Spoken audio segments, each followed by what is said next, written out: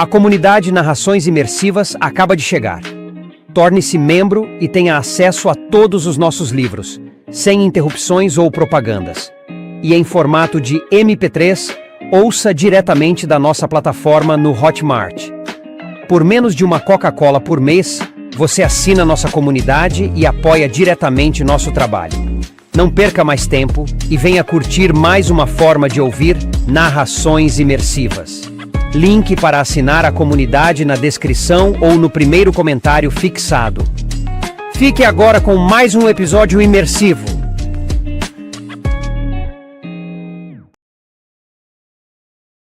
Percy Jackson e os Olimpianos.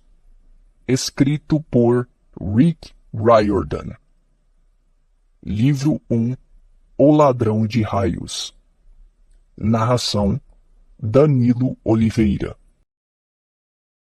Capítulo 8. Nós capturamos uma bandeira. Em poucos dias me acomodei em uma rotina que parecia quase normal, se descontarmos o fato de que eu tinha aulas com sátiros, ninfas e um centauro.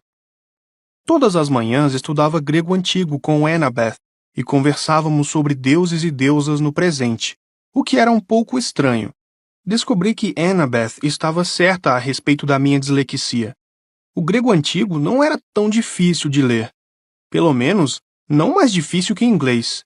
Depois de algumas manhãs, eu já conseguia ler sem muita dor de cabeça algumas linhas de Homero, tropeçando aqui e ali. No resto do dia, eu alternava atividades ao ar livre, procurando alguma coisa em que fosse bom. Kiron tentou me ensinar arco e flecha, mas descobrimos bem depressa que eu não dava para aquilo.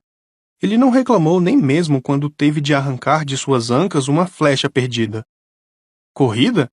Eu também não era bom. As instrutoras, as ninfas do bosque, me faziam comer poeira. Disseram-me para não me preocupar com isso. Tiveram séculos de prática fugindo de deuses apaixonados. Mas ainda assim, era meio humilhante ser mais lento que uma árvore. E as lutas? Esqueça. Toda vez que ia para a esteira, Clarice acabava comigo. E vem mais por aí, seu mané, murmurava ao meu ouvido. A única coisa em que eu era mesmo excelente era canoagem, e esse não era o tipo de habilidade de herói que as pessoas esperavam do cara que venceu o Minotauro. Sabia que os campistas mais velhos e os conselheiros me observavam, tentando concluir quem era meu pai. Mas não estava sendo fácil para eles. Eu não era tão forte quanto os garotos de Ares, nem tão bom em arco e flecha quanto os garotos de Apolo.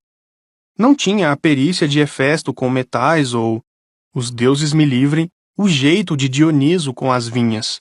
Luke me disse que eu podia ser filho de Hermes, uma espécie de pau para toda obra, mestre nada.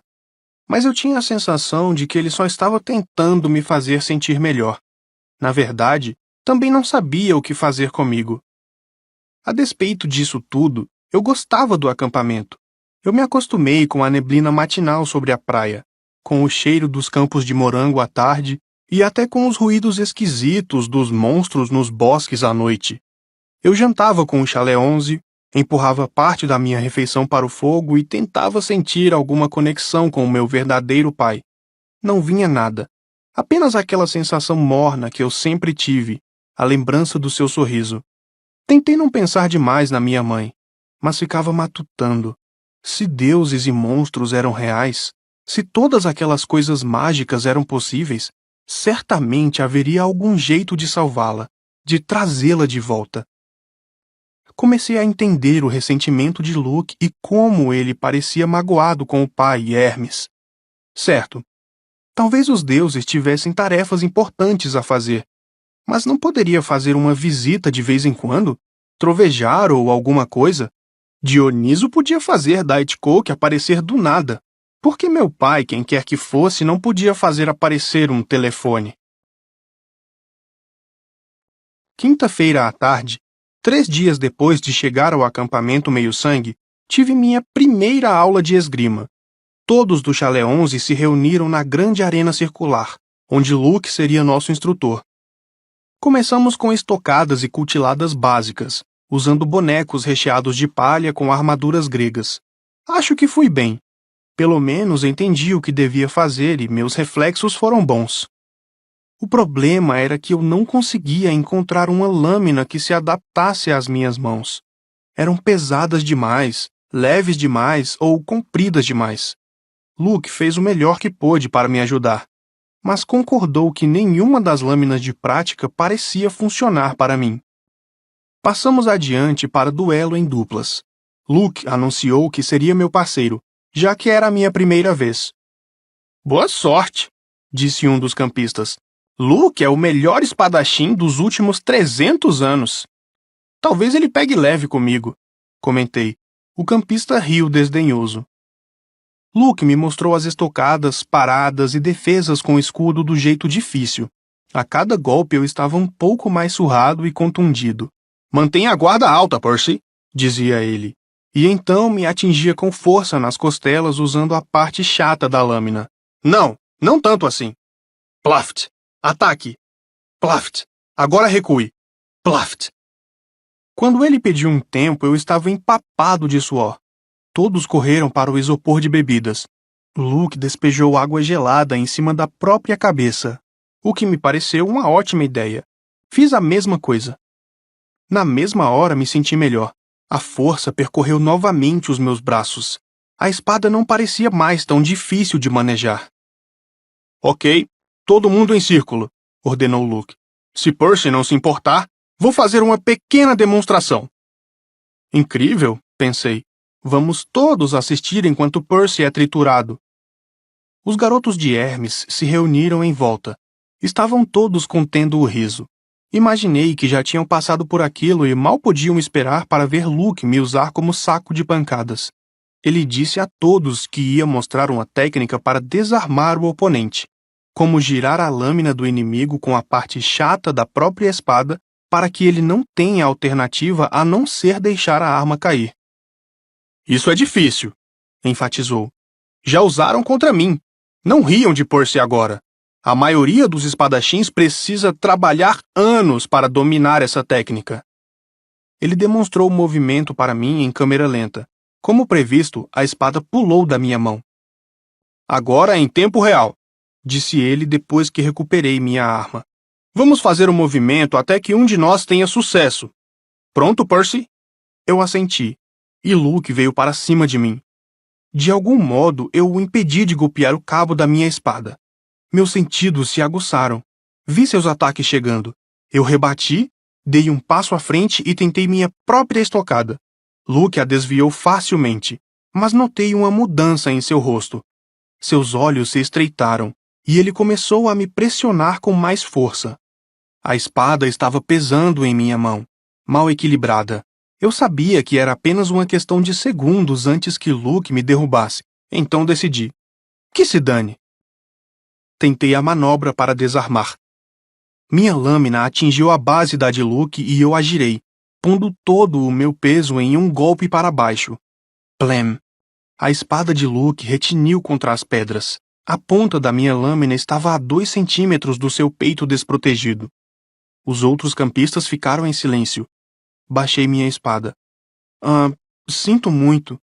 Por um momento, Luke ficou perplexo demais para falar. Sinto muito? Seu rosto marcado abriu-se em um sorriso.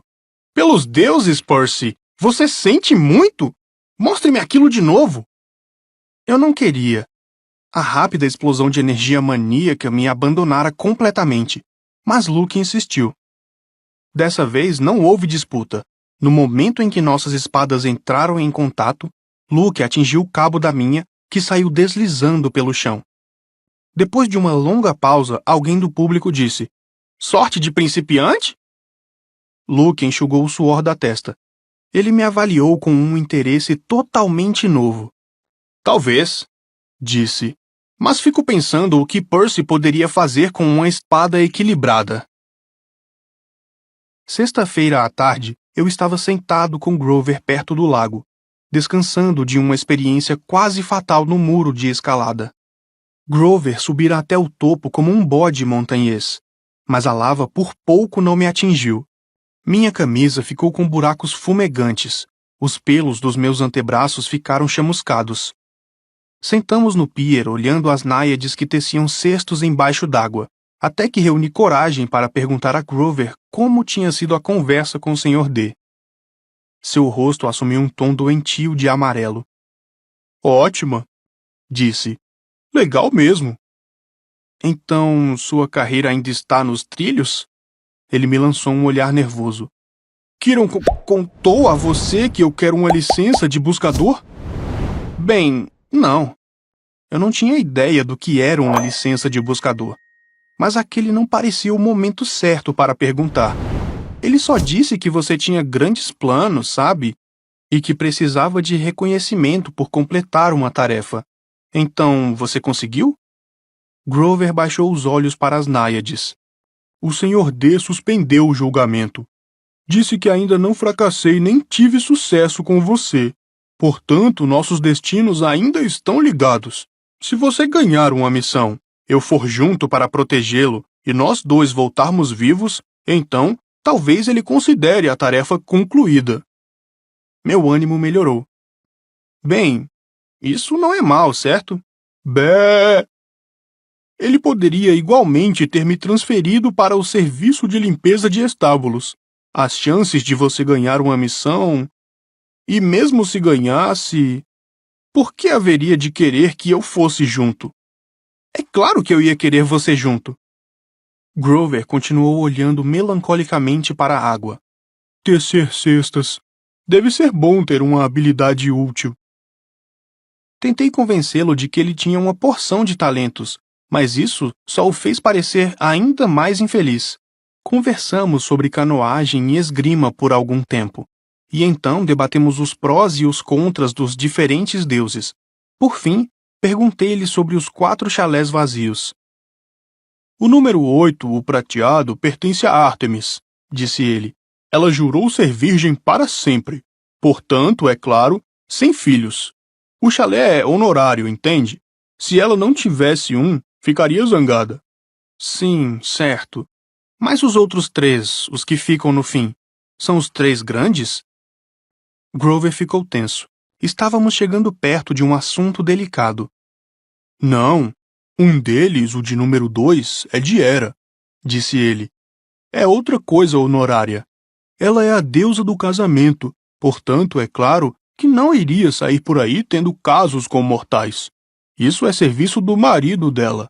Quando falamos dos 3 grandes, queremos dizer os 3 irmãos poderosos, os filhos de Cronos. Zeus, Poseidon, Hades... Certo, você sabe. Depois da grande batalha com os titãs, eles tomaram o mundo do pai e tiraram a sorte para decidir quem ficava com o quê. Zeus ficou com o céu, lembrei. Poseidon com o mar, Hades com o mundo inferior. Mas Hades não tem um chalé aqui. Não. Também não tem um trono no Olimpo. Ele... Bem, fica na dele lá embaixo no mundo inferior. Se tivesse um chalé aqui... Grover estremeceu. Bem, isso não seria agradável. Vamos deixar assim. Mas Zeus e Poseidon, os 2 tinham zilhões de filhos nos mitos. Por que os chalés deles estão vazios? Grover se balançou de um casco para outro, pouco à vontade. Há cerca de 60 anos, depois da Segunda Guerra Mundial, os 3 grandes combinaram que não iriam procriar mais nenhum herói. Os filhos deles eram poderosos demais. Estavam interferindo muito no curso dos eventos humanos, causando muitas carnificinas. A Segunda Guerra Mundial, sabe? Foi basicamente uma luta entre os filhos de Zeus e Poseidon de um lado e os filhos de Hades do outro. O lado vencedor, Zeus e Poseidon, obrigou Hades a fazer um juramento junto com eles. Nada de casos com mulheres mortais. Todos juraram sobre o rio Estige. Um trovão. Esse é o juramento mais sério que se pode fazer, disse eu. Grover assentiu. E os irmãos mantiveram a palavra sem filhos? O rosto de Grover se anuviou. Há 17 anos, Zeus retornou aos maus hábitos. Havia uma estrela de TV com um penteado alto e armado, estilo anos 80. Ele simplesmente não conseguiu evitar. Quando o bebê nasceu, uma menininha chamada Thalia, bem, o rio Estige é sério no que diz respeito a promessas. Zeus se safou com facilidade porque é imortal, mas causou um destino terrível para sua filha. Mas isso não é justo. Não foi culpa da menininha. Grover hesitou. Percy, os filhos dos três grandes são mais poderosos que os outros meios-sangues.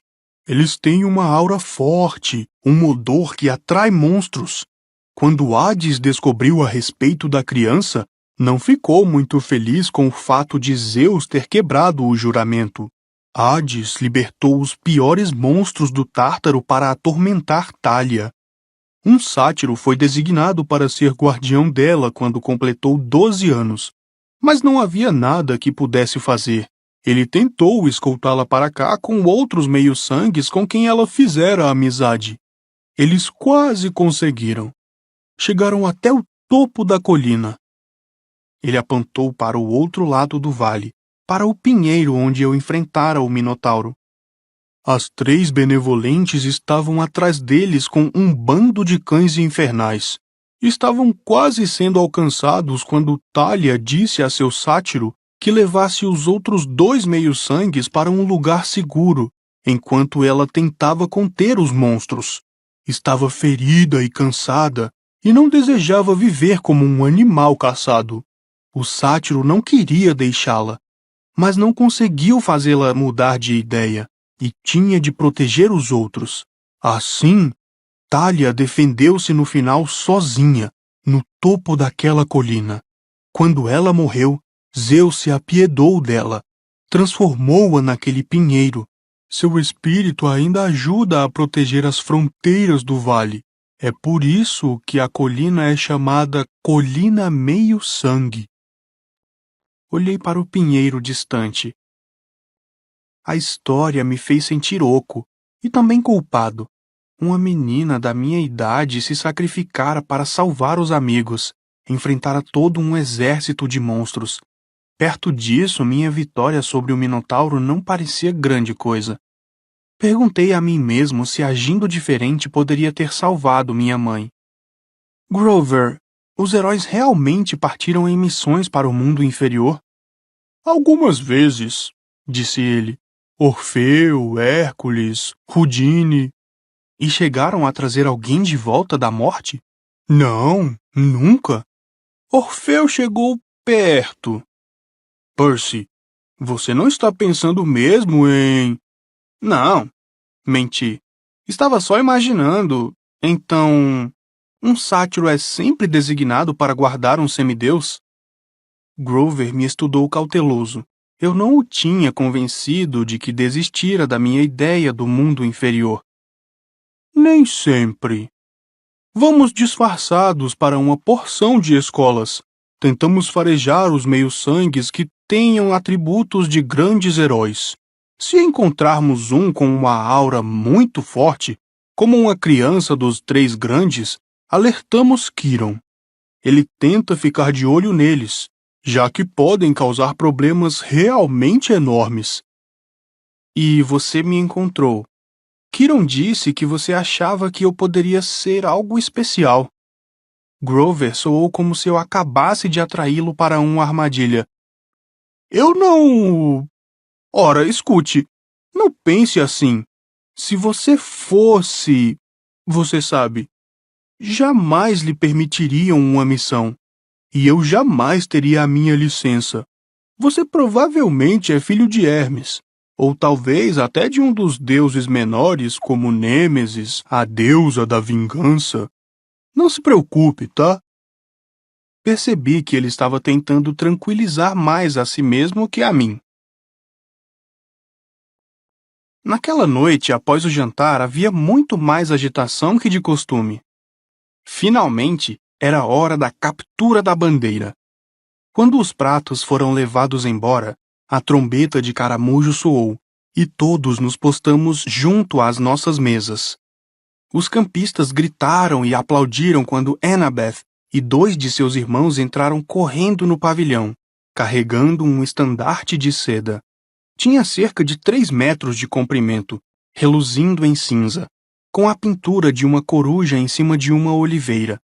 Do lado oposto do pavilhão, Clarice e as amigas entraram correndo com outro estandarte, de tamanho idêntico, mas vermelho berrante, com a pintura de uma lança sanguinolenta e uma cabeça de javali.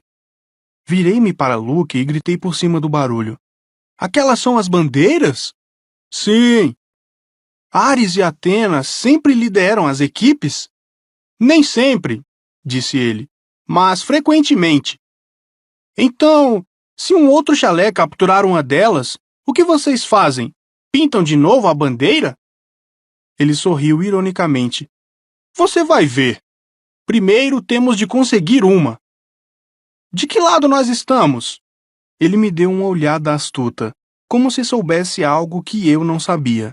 A cicatriz em seu rosto o fazia parecer quase mal à luz das tochas. Fizemos uma aliança temporária com Atena. Esta noite, tiraremos a bandeira de Ares, e você vai ajudar. As equipes foram anunciadas. Atena tinha feito uma aliança com Apolo e Hermes, os 2 chalés maiores. Aparentemente haviam sido trocados privilégios, horários de chuveiro, escala de deveres, as melhores posições nas atividades, a fim de ganhar apoio. Ares tinha se aliado a todos os outros, Dioniso, Deméter, Afrodite e Hefesto. Pelo que eu tinha visto, os campistas de Dioniso eram na verdade bons atletas, mas havia apenas 2 deles. Os de Deméter tinham ligeira vantagem em habilidades na natureza e atividades ao ar livre, mas não eram muito agressivos. Com os filhos e filhas de Afrodite, eu não estava muito preocupado. Eles, na maioria das vezes, esperavam sentados todas as atividades acabarem e iam conferir seus reflexos no lago. Penteavam os cabelos e fofocavam. Os de Hefestos não eram bonitos, e havia apenas 4 deles, mas eram grandes e corpulentos de tanto trabalhar na oficina de metais o dia inteiro. Poderiam ser um problema.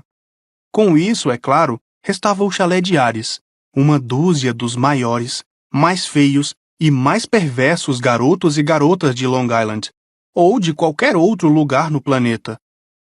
Kiron bateu o casco no mármore. Heróis! Anunciou. Vocês conhecem as regras. O riacho é o limite. A floresta inteira está valendo. Todos os itens mágicos são permitidos. A bandeira deve ser ostentada de modo destacado e não deve ter mais de 2 guardas. Os prisioneiros podem ser desarmados, mas não podem ser amarrados ou amordaçados. Não é permitido matar nem aleijar. Servirei como juiz e médico do campo de batalha. Armem-se! Ele estendeu as mãos e as mesas subitamente se cobriram de equipamentos. Capacetes, espadas de bronze, lanças, escudos de couro de boi recobertos de metal. Uau! Falei. Temos mesmo que usar isso? Luke olhou para mim como se eu estivesse louco. A não ser que você queira ser espetado pelos seus amigos do Chalé 5. Aqui. Kiron achou que estes devem lhe servir. Você ficará na patrulha da fronteira.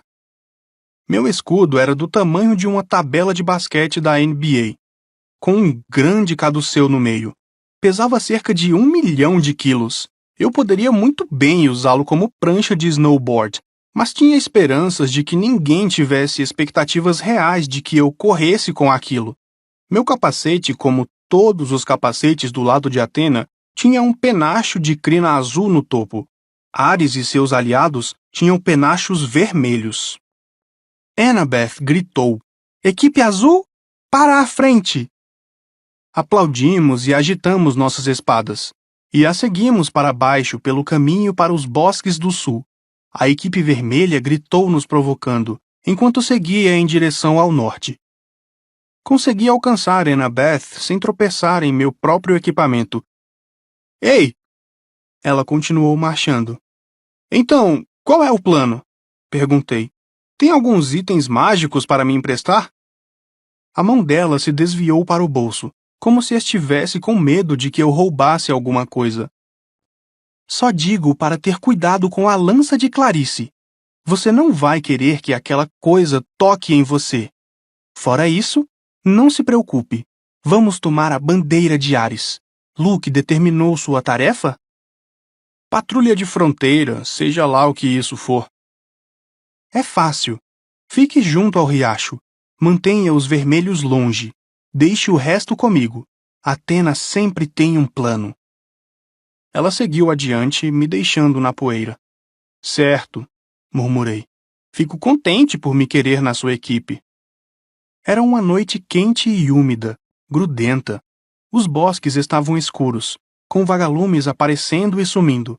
Annabeth me designou para um pequeno regato que rumorejava por cima de algumas pedras. Depois ela e o restante da equipe se espalharam entre as árvores. Ali, sozinho, com meu grande capacete de penacho azul e meu enorme escudo, me senti um idiota. A espada de bronze, como todas as espadas que eu experimentara até então, parecia mal equilibrada. O cabo de couro pesava em minha mão como uma bola de boliche. Não havia como alguém me atacar de verdade, não é? Quer dizer, o Olimpo tinha de ter responsabilidade, certo? Longe, a trombeta de caramujo soou. Ouvi brados e gritos nos bosques, metais chocando-se, gente lutando. Um aliado de Apolo de penacho azul passou por mim correndo como um cervo, pulou o regato e desapareceu em território inimigo. Essa é boa, pensei. Vou ficar de fora da diversão como sempre. Então, ouvi um som que me deu um calafrio na espinha, um rosnado canino grave em algum lugar por perto. Ergui o escudo instintivamente. Tinha a sensação de que alguma coisa estava me espreitando. Então, o rosnado parou. Senti a presença recuando. Do outro lado do regato, a vegetação rasteira explodiu. 5 guerreiros de Ares saíram gritando e berrando da escuridão. Acabem com o mané! Berrou Clarice. Seus olhos feios de porco faiscaram nas fendas do capacete. Ela brandiu uma lança de 1,5 metros de comprimento, a ponta de metal farpado lançando chispas de luz vermelha. Seus irmãos só tinham espadas de bronze comuns. Não que isso me fizesse sentir melhor. Eles atacaram cruzando o regato. Não havia ajuda à vista. Eu podia correr. Ou podia me defender contra metade do chalé de Ares. Consegui me esquivar do golpe do primeiro garoto, mas aqueles caras não eram estúpidos como o Minotauro. Eles me cercaram, e Clarice investiu contra mim com sua lança. Meu escudo desviou a ponta, mas senti um formigamento doloroso em todo o corpo. Meus cabelos se eriçaram. O braço que segurava o escudo ficou dormente e o ar queimou. Eletricidade! Aquela lança estúpida era elétrica. Eu recuei. Outro cara de Ares me golpeou no peito com a parte mais grossa da espada e eu caí. Eles podiam ter me chutado até eu virar geleia, mas estavam muito ocupados rindo. Façam um corte no cabelo dele, disse Clarice. Agarrem o cabelo dele. Consegui me pôr de pé. Ergui a espada, mas Clarice a jogou violentamente para o lado com sua lança, e fagulhas voaram. Agora meus braços estavam dormentes. Ah, uau! Disse Clarice. Estou com medo desse cara. Realmente apavorada. A bandeira está para lá, disse a ela. Queria parecer zangado, mas acho que não consegui. Disse um dos irmãos dela. Mas veja bem, nós não nos importamos com a bandeira. A gente se importa com um cara que fez o pessoal do nosso chalé de idiota. Vocês não precisam de mim para isso. Provavelmente não foi a coisa mais esperta a dizer. 2 deles vieram para cima de mim. Recuei em direção ao regato. Tentei erguer meu escudo, mas Clarice era muito rápida. Sua lança me pegou bem nas costelas. Se eu não estivesse usando uma armadura blindada, teria virado churrasco no espeto. Do jeito que foi, a ponta elétrica quase fez meus dentes saltarem da boca com o choque. Um de seus colegas de chalé desferiu a espada contra o meu braço, fazendo um bom talho. Ver meu próprio sangue me deixou zonzo, quente e frio ao mesmo tempo. Sem aleijar, consegui dizer. Ops, disse o cara. Acho que perdi meu direito à sobremesa. Ele me empurrou para o regato e eu caí espalhando água. Todos riram. Calculei que assim que acabassem de se divertir eu iria morrer. Mas então algo aconteceu. A água pareceu despertar meus sentidos, como se eu tivesse acabado de comer um saco duplo das jujubas da minha mãe. Clarice e seus companheiros de chalé entraram no regato para me pegar, mas eu me pus em pé para recebê-los. Sabia o que fazer. Desferi a parte chata da minha espada contra a cabeça do primeiro cara e arranquei seu capacete. Atingi-o com tanta força que pude ver seus olhos tremendo enquanto ele desmoronava na água. O feio número 2 e o feio número 3 vieram para cima de mim. Golpeei um no rosto com o escudo e usei a espada para decepar o penacho da crina do outro. Os dois recuaram depressa. O feio número 4 não pareceu muito ansioso por atacar, mas Clarice continuava vindo, a ponta da lança crepitando de eletricidade. Assim que ela investiu, peguei a vara da lança entre a borda do meu escudo e a minha espada, e a parti como se fosse um graveto. Ah! Berrou ela. Seu idiota! Seu verme com bafo de cadáver! Ela provavelmente ainda teria dito coisas piores, mas eu a golpeei entre os olhos com a base da espada e a joguei cambaleando de costas para fora do regato. Então ouvi gritos exultantes e vi Luke correndo em direção à linha limite com o estandarte da equipe vermelha erguido alto. Vinha flanqueado por alguns garotos de Hermes, cobrindo sua retirada, e alguns Apolos atrás deles, combatendo os garotos de Hefesto. O pessoal de Ares se levantou e Clarice resmungou uma praga estupefata. Uma armadilha! Berrou. Foi uma armadilha! Eles saíram cambaleando atrás de Luke, mas era tarde demais. Todo mundo convergiu para o regato enquanto Luke atravessava para território amigo. Nosso lado explodiu em vivas. O estandarte vermelho tremulou e ficou prateado. O javali e a lança foram substituídos por um enorme caduceu, o símbolo do chalé 11. Todos da equipe azul ergueram Luke nos ombros e começaram a carregá-lo. Kiron saiu a meio galope do bosque e soprou a trombeta de caramujo. O jogo terminara. Tínhamos vencido. Eu estava prestes a me juntar à comemoração quando a voz de Annabeth, bem ao meu lado no regato, disse: Nada mal, herói. Eu olhei, mas ela não estava lá. Onde diabo aprendeu a lutar assim? Perguntou ela.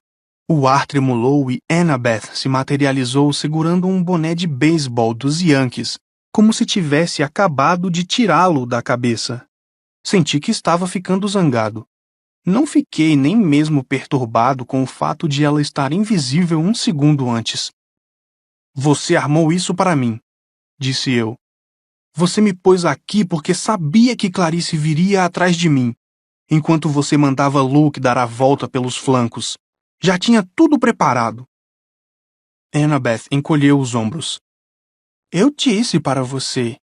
Athena sempre tem um plano. Um plano para que eu fosse reduzido a pó. Eu vim o mais rápido que pude. Estava pronta para entrar na briga, mas... Ela encolheu os ombros. Você não precisava de ajuda. Então, ela reparou no meu braço ferido. Como arranjou isso? Corte de espada, disse eu. O que você acha? Não. Era um corte de espada. Olhe só. O sangue se fora. No lugar do rasgo enorme, havia uma longa cicatriz branca, e mesmo esta estava desaparecendo. Enquanto eu olhava, ela se transformou em uma cicatriz pequena e sumiu. Eu não entendo, disse. Annabeth raciocinava com empenho. Eu quase podia ver as engrenagens girando. Ela baixou os olhos para os meus pés, depois para a lança quebrada de Clarice, e disse: Saia da água, Percy. O quê? Apenas saia. Saí do regato e logo me senti extremamente cansado. Meus braços começaram a ficar dormentes de novo. Minha descarga de adrenalina me abandonou. Quase caí, mas Annabeth me segurou. Oh, Estige, praguejou ela. Isso não é bom. Eu não queria. Eu pensei que podia ser Zeus. Antes que eu pudesse perguntar o que ela queria dizer, ouvi o rosnado canino de novo, porém muito mais perto. Um uivo cortou a floresta. A comemoração dos campistas cessou imediatamente. Kiron bradou alguma coisa em grego antigo que eu, só mais tarde me daria conta, tinha entendido perfeitamente. Preparem-se! Meu arco! Annabeth sacou a espada. Sobre as pedras, logo acima de nós, havia um cão preto do tamanho de um rinoceronte, com olhos vermelhos como lava e presas que pareciam punhais. Estava olhando diretamente para mim. Ninguém se moveu, exceto Annabeth, que gritou: Percy, corra! Ela tentou se interpor entre mim e o cão, mas o bicho foi rápido demais.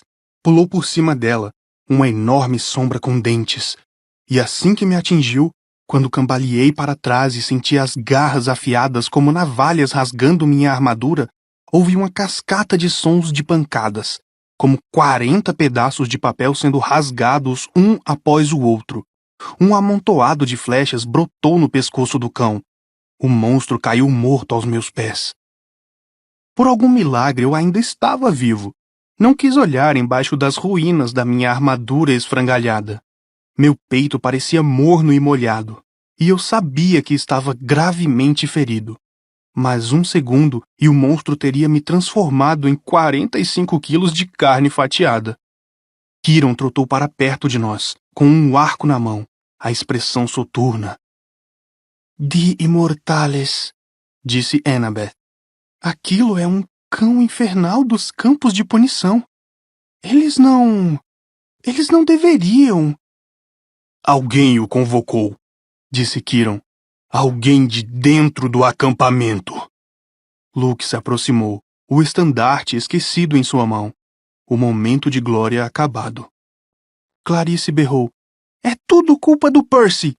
Percy o convocou. Fique quieta, criança, ordenou-lhe Kiron. Nós assistimos enquanto o cão infernal se dissolvia em sombra e era absorvido pela terra até desaparecer. Você está ferido, disse-me Annabeth. Rápido, Percy. Entre na água. Eu estou bem. Não, você não está, disse ela. Kiron, veja isto. Eu estava cansado demais para discutir. Voltei para dentro do regato, o acampamento inteiro reunido à minha volta. No mesmo instante me senti melhor. Pude perceber os cortes em meu peito se fechando.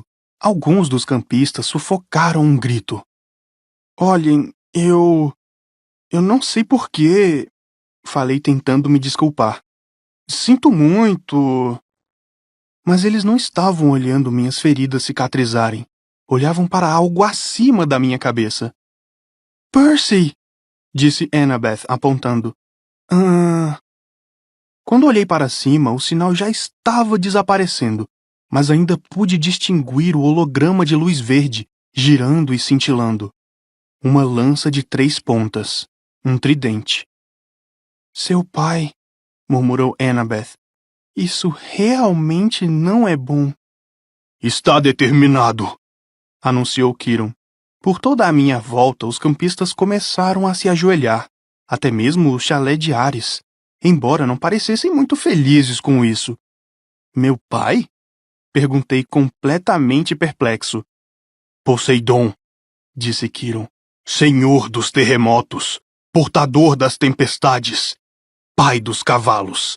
Salve Perseu Jackson, filho do deus do mar.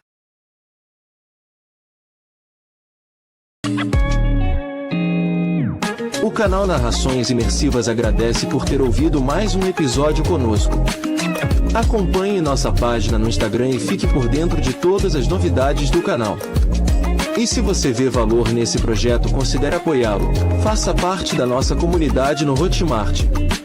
Até a próxima com mais uma narração imersiva.